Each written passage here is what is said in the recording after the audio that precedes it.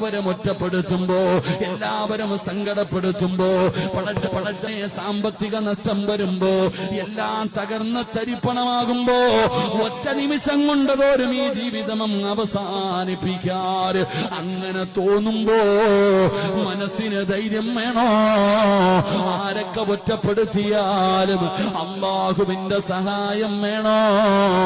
ആയിഷ ബീവിയോട് ചോദിക്കുകയാ, നീ എന്തു പറഞ്ഞിട്ടായിരുന്നത്? നീ എന്തു പറഞ്ഞിട്ടായിരുന്നത്? നബിയേ, യാ റസൂലല്ലാഹ്, ഒരു ദിക്ർ പറഞ്ഞു നബിയേ, ഒരു ദിക്ർ പറഞ്ഞു നബിയേ. ആ ദിക്റാണ് എനിക്ക് ധൈര്യം തന്നത്. ഏത് ദിക്റാണെന്നറിയുമോ? ഹസ്ബുനല്ലാഹ്,